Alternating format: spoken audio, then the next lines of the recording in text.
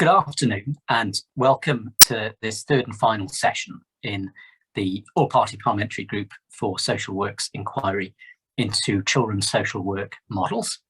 My name is David Simmons. I'm the current co-chair of the all-party parliamentary group and the Member of Parliament for Ruislip, Northern and Pinner. I'm going to ask each of today's participants just to briefly introduce themselves and their organisation.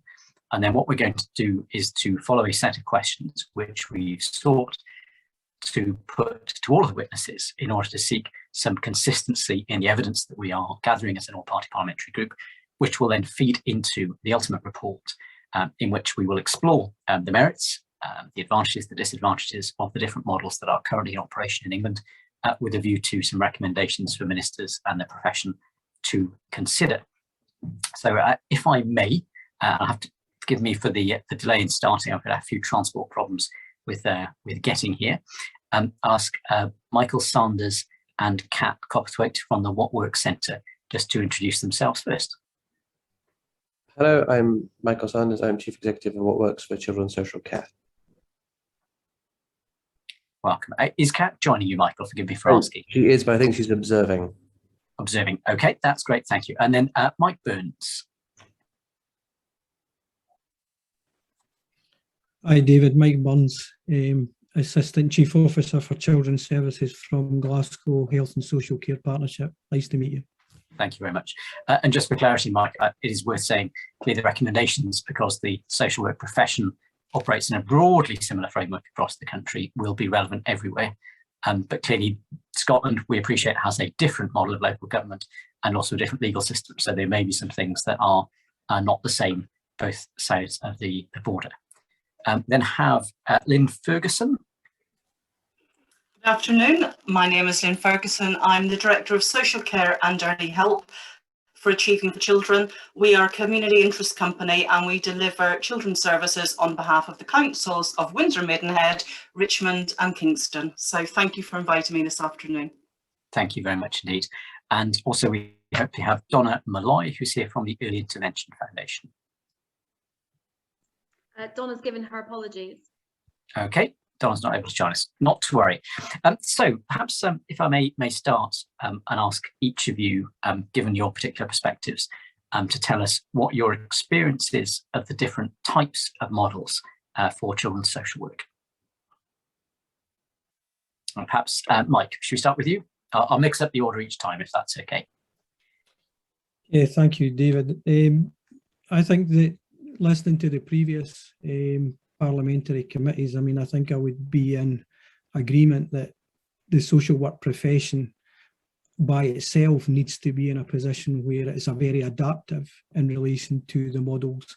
I think there are certainly developments in relation to particular ethos in relation to models that work particularly well. And I think those issues in relation to family group decision making, particularly where the issue about voice and participation is given the greatest weight possible, so that those values and ethos that come from the profession.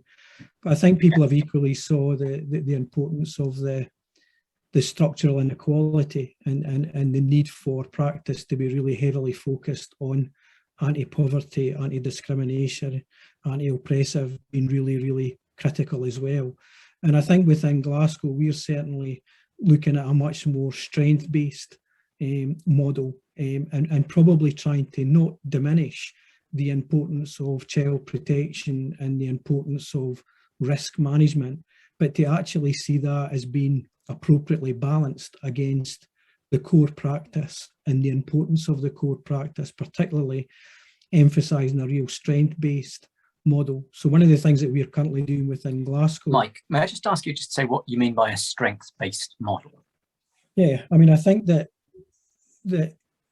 in the engagement of anybody in help, it is about, you know, I will often say unprofessionally identifying the problem and articulating the problem with a child, with a family, is only part of it. You've got to be in a position where you really seek out and draw out a sense of hope and a sense of strength, recognising how different each family is and how different each child is.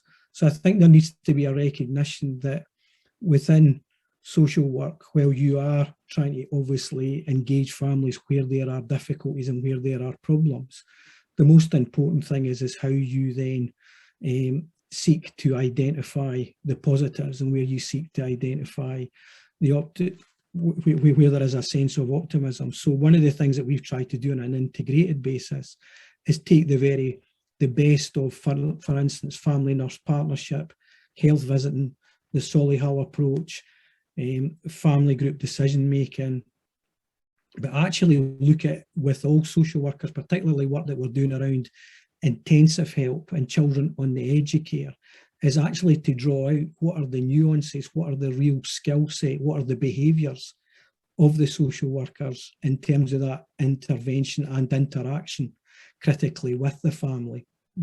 So I think we're on a journey in terms of, you know, the work that's been done in Scotland in and around getting it right for every child, which is, you know, children get the help they need when they need it, very much a kind of holistic, strength-based approach that we're actually still seeking to drive further and seek even further depth in relation to that very point that you're saying, well, what do you mean by strength-based? And I think that there are issues there about how you counterbalance that in relation to risk management.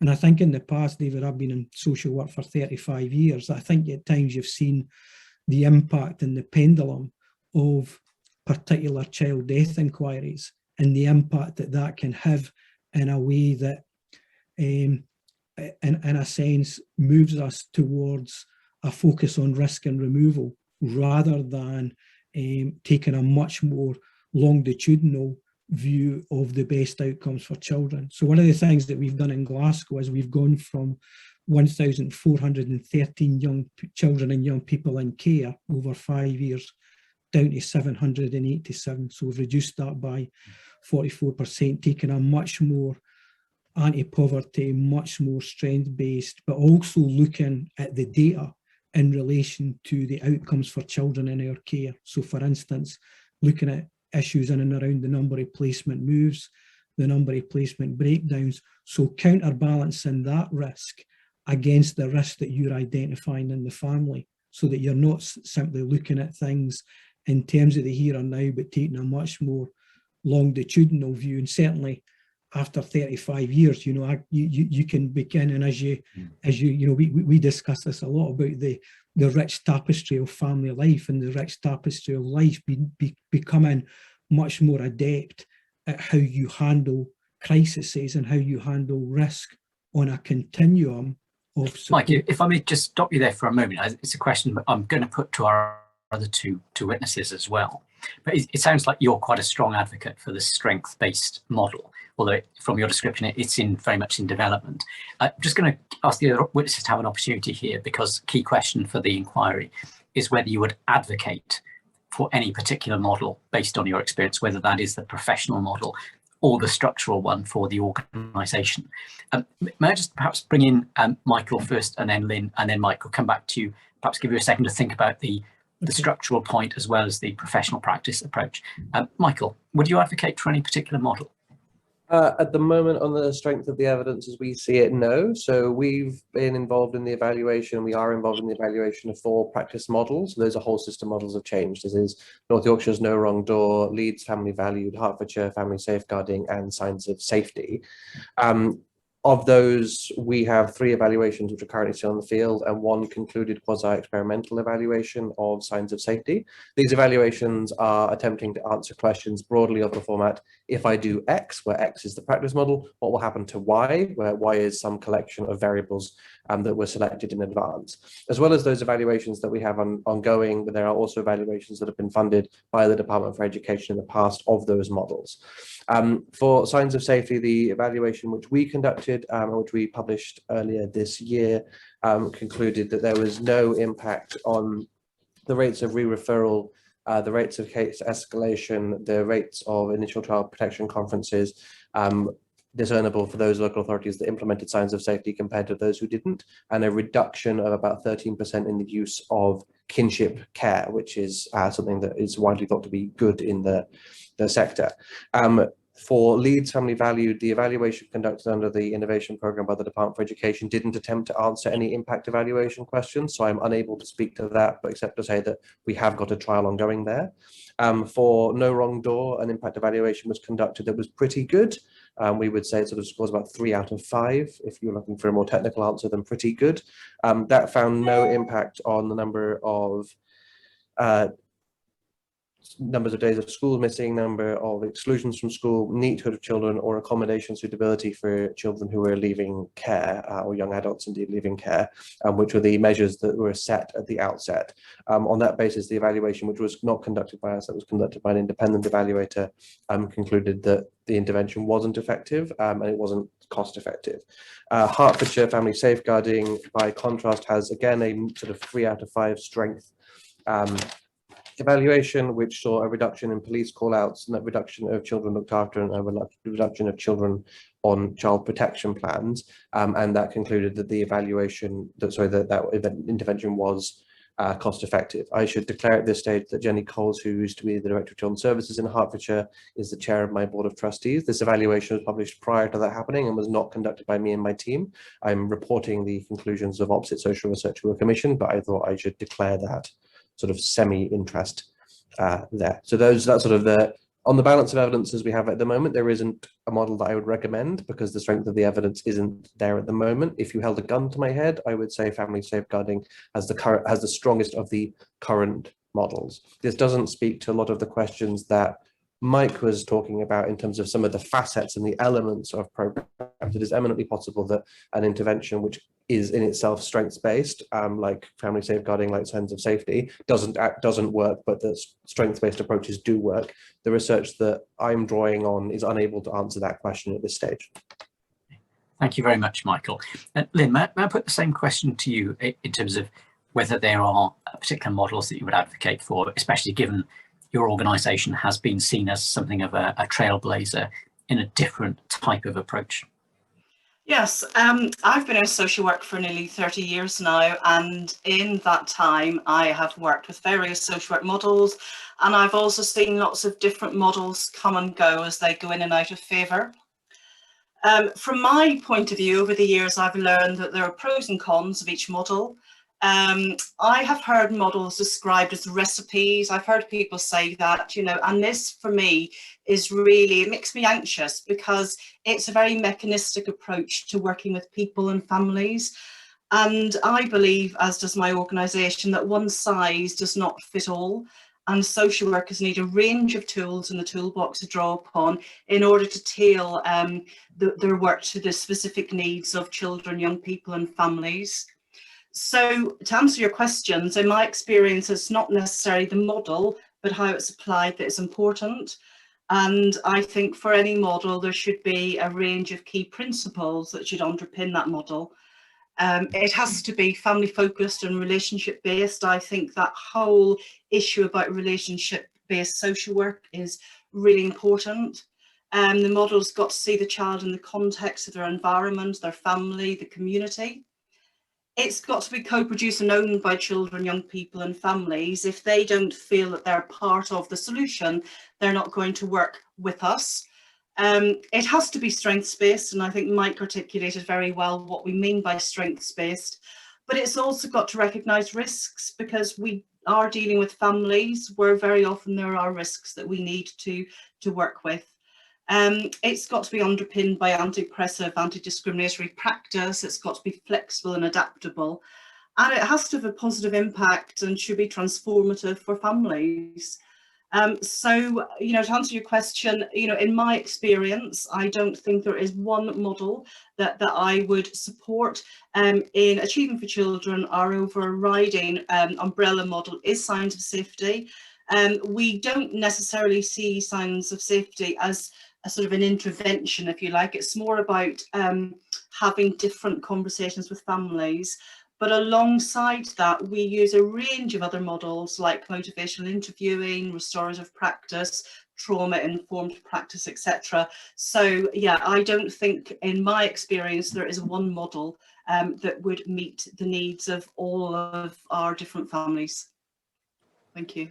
Thank you very much, Lynn. And thank you also for touching on what was really going to be the next question around the principles behind a decision to advocate for or implement a particular model. So Mike, may I put those questions to you? Would you advocate for a particular model, perhaps following on from Lynn's observations? When it comes to the principles that would inform that decision, what would those be in your view? I think answering the first question, I would, I think, again, echo the points that Michael and Lynn, I think, have articulated really well, which is about, I think that there's a danger that the social work profession would be diminished by the pursuit of a model. And I think, as Lynn's articulated, there needs to be a recognition that it's a holistic skill set and it's a holistic approach that's required. Notwithstanding, I think there is merit in some models. I think we can see that. But I think, you know, similar to the points that Michael's made about then subsequently the impact, we've equally, again, our view within in Glasgow, David, like a lot of places, we've tried to import models into the city, but one of the things that we've been really weak on has been in relation to the active implementation, the capacity and the support that needs to go in and around not just supervision and support to the staff, but with the whole organisation then needs to adapt to that model, and it's not always able to do that. And I think consequently, you know, I wouldn't advocate in relation to a model. I think what is more appealing is the next stage of your question, which is about, you know, a pursuit of the principles of good practice. And I know from the previous discussions that you've had about not only that, but about the principles of the leadership that's required and the culture that's required and the capacity that's required. So one of the things that we've worked very closely with Celsius from Strathclyde University over the period of our transformational change, and what we've been much more attentive to has been precise about the support mechanisms and the capacity and the time it takes to implement things appropriately. And I think too often in the past, as Lynn has articulated, you know, models have come in as recipes and as quick fixes, and they don't work. What works is, you know, a real attention to all of the factors, not just within the organisation, but within that context that I think has been highlighted in the inquiry about that neighbourhood, that community, the schools, the GPs, the health visitors, the whole context about how that support is wrapped around to children. So for me, there is a bit about the issue about the principles. We've been looking at that in terms of Lynn's point about relationship-based practice, is actually trying to really not slow down so much, but be precise about what is the conversations, what is the method of intervention that is about listening, about voice, about people feeling respected, about feeling that they are. And again, one of the things I think Michael touched on it about, I think at Lynn for signs of safety, is about changing the conversations.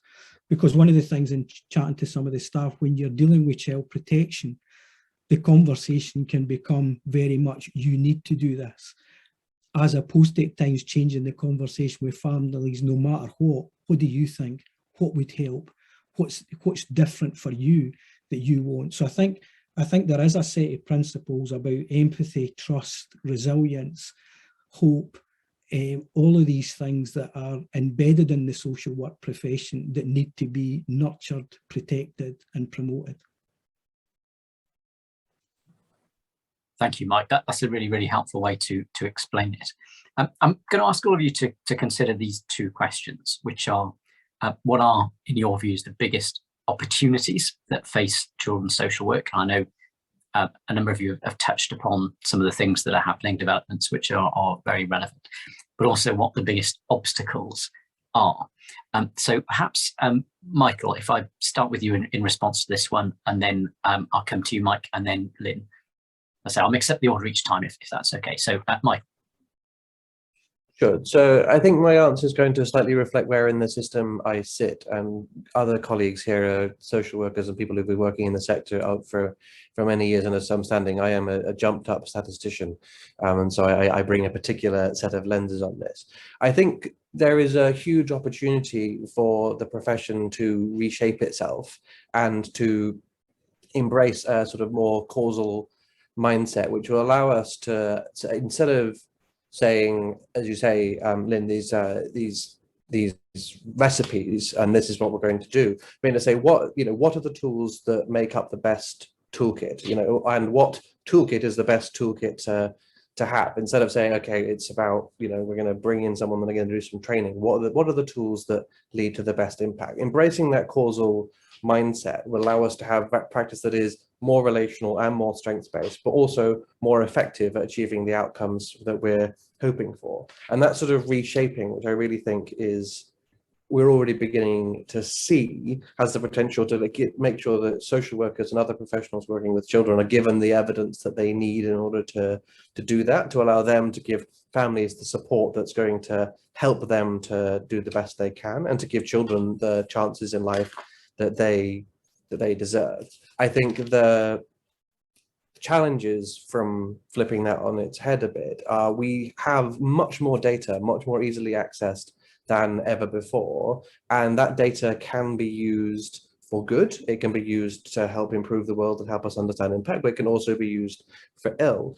I think there is a real risk to that, and I'll come on to why that is in a second, but the first thing is to say that even if we get all of the answers, even if we know what works for every single question, if we have a profession that is as fundamentally unstable as social work is at the moment, sort of 50% more people leaving, or 50% higher proportion of people leaving the profession than in teaching, then it's impossible for any change to take hold and for any change to be sustainable in the long term, because you end up having to retell everybody what it is that works, and we give everybody that toolkit again and again and again. To go back to the data point, we have data which can be interpreted in multiple ways. So if we take, for example, rising numbers of children entering care, there are two possible there are myriad explanations for this, but I can take two. One is that the amount of risk is increasing in society, i.e. that there are more children who are at imminent risk of significant harm, and therefore those children need to be removed from their parents. There's another explanation, which is that social workers are becoming more risk averse. So they're becoming less willing to tolerate what James Mumby called sort of eccentric and often even bad parenting. Those two stories are both exactly as consistent with the data as I've just presented it as each other, and so there is a huge risk that we in the research community, colleagues in the sector, but also colleagues in government and in Parliament, make the error of choosing the interpretation that fits their preferences and their prejudices best, and then proceeds on a policy solution which follows that prejudice and that story rather than the facts itself. I think that for me is a real challenge and a real risk, is that we end up over-interpreting an abundance of data that is plentiful but not necessarily very informative. And that sounds kind of nerdy, but the material consequences of it on the lives of children could be really very, very substantial. Thank you. That's a really helpful perspective. Mike, perhaps put the same question to you, and then Lynn, I'll come to you next. I think that there is an opportunity post the pandemic to use this time as an opportunity for appropriate reform, reset and realignment about what it is. I think in actual fact, families, certainly that we've seen, there was a lot of families that did really well and did much better than what had been anticipated. And I do think we have to balance the approach going forward in relation to, for instance, the work that Professor Paul Bywaters in the Child Welfare Inequality Studies is doing, which is to say, picking up the point that Michael's making, is to say that I don't think things are deteriorating, but we have to look at issues in and around poverty. We have to look at the structural challenges about what makes parenting become really toxic. That parenting is, I often say to politicians, parenting must be the most important task that we ever undertake in society. The most important infrastructure is not roads, it's not ITs, it's families. And we have to be in a position where we create the right environment for families. Now, I think, as Lynn said, there is at times issues in and around risk, but we have to be in a position where we balance our child protection, risk taking with a passion in and around anti-poverty. So I do think that there is an opportunity for us to reset and realign the direction of travel. I think, again, maybe a different challenge within Scotland. One of the things that if you say what are some of the opportunities, I still think as a profession we're drawing in significant talent, and I've been really, in awe of the work that's gone on through COVID. But prior to that, in terms of the work, the work of the heads of service, the service managers, the frontline staff, I think there's talent there, and I think we have to be in the position, again, echoing some of the points that Michael's making. I think we have to be.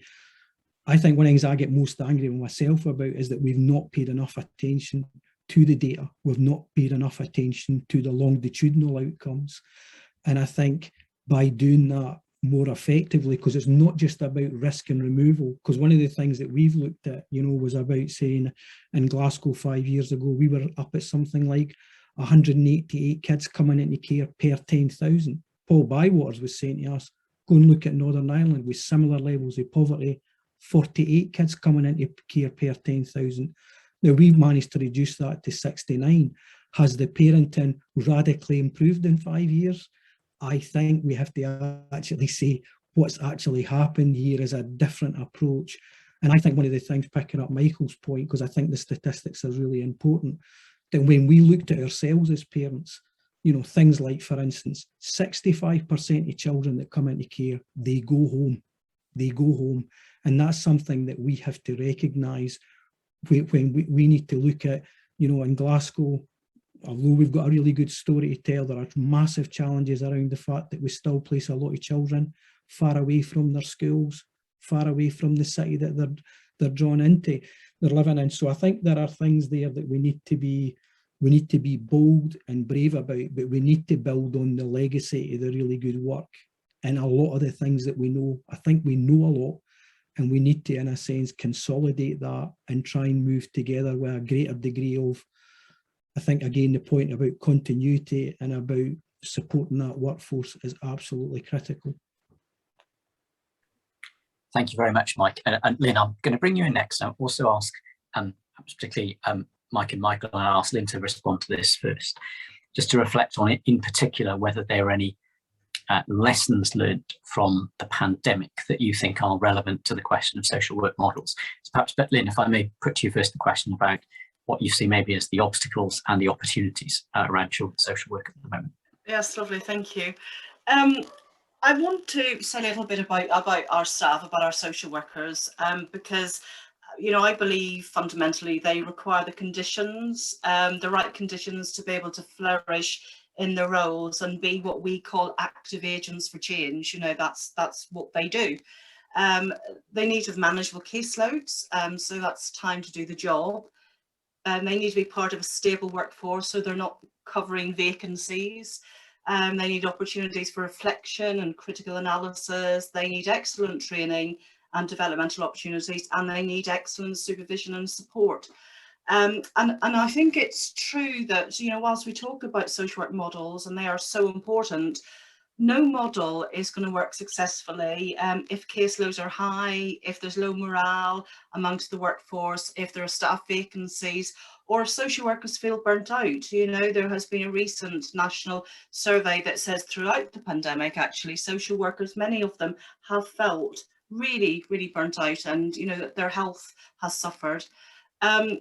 It means when you've got vacancies that you've got to rely on agency staff who are really expensive, sometimes 3 times the cost of a permanent social worker, and they can leave without giving much notice, and that perpetuates the lack of stability for children, young people and families. And we work in a very regulated profession, but we don't regulate the use of agency staff nationally. I just think that is an issue for local leaders. but I think it's also a wider issue because we have had some underfunding and short-term investment, etc. And it really has, I suppose, impacted the ability of us as local leaders to create those conditions for social work to flourish. And as you've said, it has also been impacted by the pandemic. But, you know, in terms of opportunities, I think we have got a lot of opportunities. I think our biggest opportunity is our people, the staff that we work with.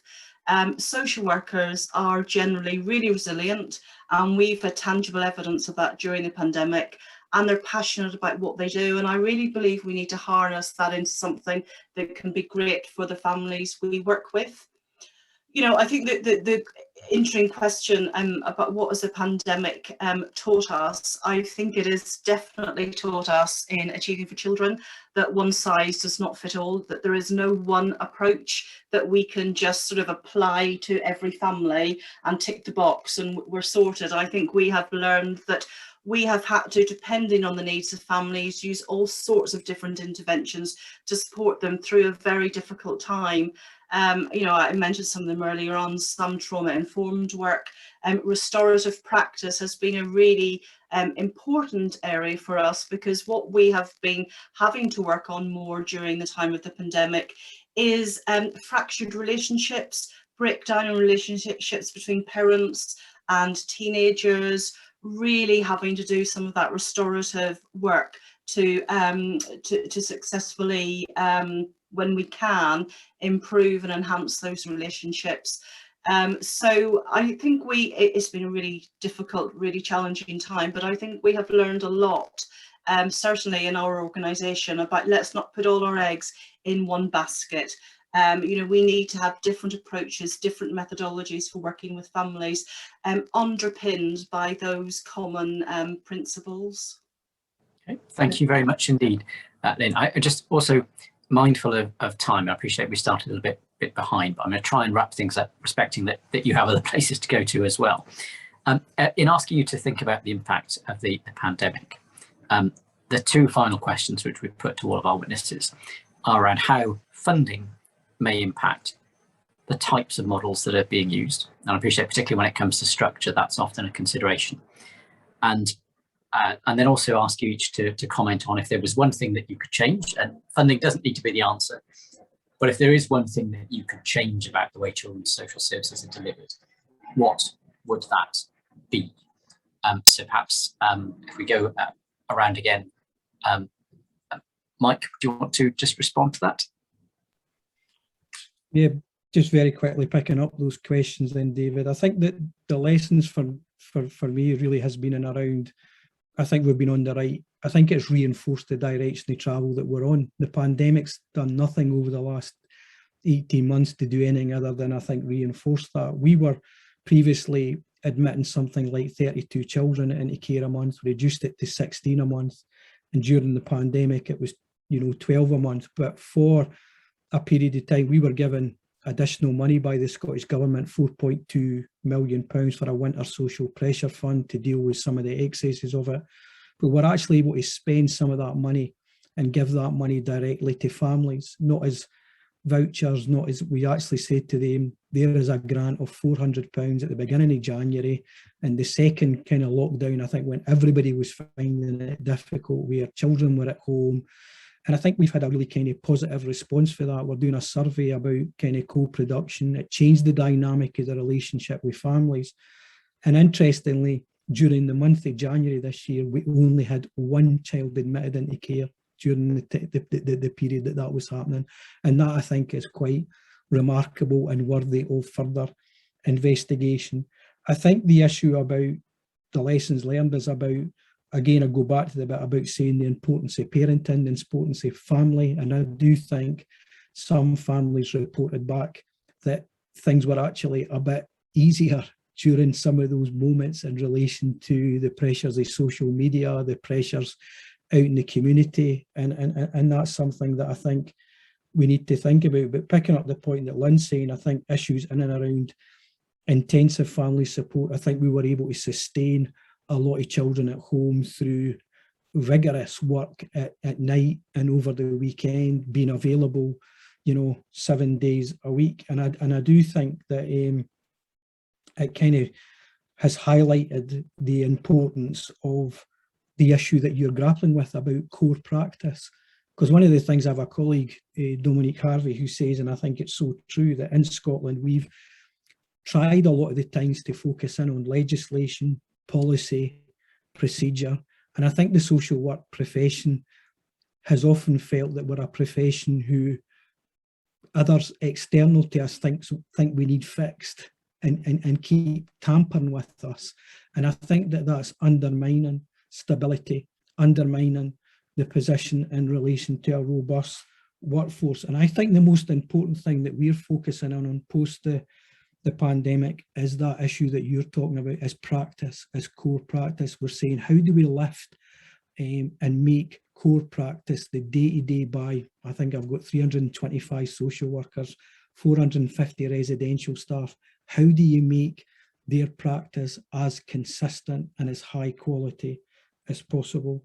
The issue that you're raising about funding, I think, is really important, about proper investment. And we've certainly, one of the things that we've tried to do in Glasgow is to try and align funding. So I think Scottish Government does a lot of, really good bits of work, and they've invested further into family support, mental health, and in relation to the Winter Social Pressure Fund. What we're at times saying is we need to try and make that funding as connected and as cohesive as possible, so that we make the preventative world. And I think that's what I'm passionate about, is that, again, if you said, what is the one thing that we need to do? We need to continue to make the support to parents and families and that preventative community, the work that you did in England in and around Sure Start, the consistent that you had in relation to that, I think is the key and fundamental element for me in terms of moving forward. Thank you very much indeed, Mike. I mean, that's very, very clear as an ask around the approach. So thank you. That's very, very helpful. Perhaps, Lynn, I'm just going to give you the opportunity to answer that question about what will be your one big ask, and then Michael will give you the last word, and then we'll wrap up the session. So Lynn, you're next. My biggest ask would be more investment in early help. I think early help is absolutely critical, and it does significantly improve the life chances of our children, young people and families. We've seen significant evidence of that within Achieving for Children. That is where I really would like to see more funding and investment and a much more vibrant early help offer across the country.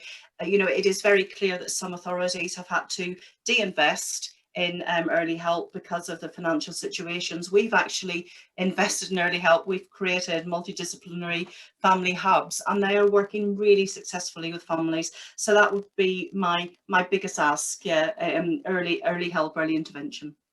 Okay, so that's really, really helpful. Thank you. And then Michael, perhaps the statistician's view to finish on today. Thank you. So, I mean, the advantage of going last on this is I can say that I agree with everything that has gone before me, and I'll just try and add around the corners. So in terms of the response to the pandemic, I think this, for us, one of the things I've seen is it has massively underlined the fact that it's not about recipes. You have to be able to be flexible in your practice. I remember sort of 6 weeks into lockdown one, I had a conversation with a colleague in a local authority who was saying, we've stopped doing family group conferences because they need to be face-to-face and we can't do it face-to-face. It's like, okay, so we're throwing away the things that make a family group conference good, the wider consultation with the family, all of those good things, which you thought was a good idea. Because you can't do it in exactly the right way, you're not doing it. And that, for me, as a non-social worker, that doesn't seem like the right way, right? We need to be trying to live those principles and use that toolkit to sort of cross my metaphors a bit, in a flexible way according to the circumstances, and the pandemic's really underlined that. I think one of the things that again has come across really clearly is there's a real heterogeneity of need. So some people will tell me, families love doing stuff digitally, it's much better for them. It's not much easier to have a conversation with a 2-year-old over a phone than it is to have face-to-face, whereas a 16-year-old probably it is, right? So there is, and that's just a very trivial example. There is so much heterogeneity in what families need and how we can support them. one of the things, the real successes that seems to have come out of the work which we did with the Early Intervention Foundation, and Donna wasn't able to be here today, was that multi-agency relationships seemed to flourish, certainly in the early stages of the pandemic when we were doing that research. And people were saying, oh, I've never found social workers so easy to work with, so helpful. Social workers saying, oh, I found teachers much more, you know, I've built so much better relationship with teachers during this time. I think that's been a real, you know, maybe not a universal picture, but that's certainly been one of the things that we've seen from when I talk to colleagues up and down the country. So that's something that I think is a good thing, if you will, to come out of the pandemic, if you're looking for a silver lining. In terms of the funding, I agree with what's been said before. We need not just more funding, I don't think, in children's social care, but longer term funding. Living sort of year to year means that anything, so there is a problem with, we're going to start doing an innovation, we're going to start with a new practice model, we're going to start with anything, even if it's the best thing in the world. If you do it for a year and then you have to stop because you ran out of funding, that probably isn't the best way to have consistent, sustainable practice. So that is that is something that I think needs to be considered, but also funding, and Lynn, you touched on this with early help, not just in children's social care, but in other services that surround and support children and their families. So, children's social care cannot turn a child away. You can't have a waiting list for a Section 17 assessment. So they have, if they have need, they have to get support from children's services. If we had more funding, and I appreciate that the realities of the world are the realities of the world for other services surrounding children and families, then we wouldn't need to be having so many of those assessments and so many children coming into care. That that argument seems to be a strong one for me.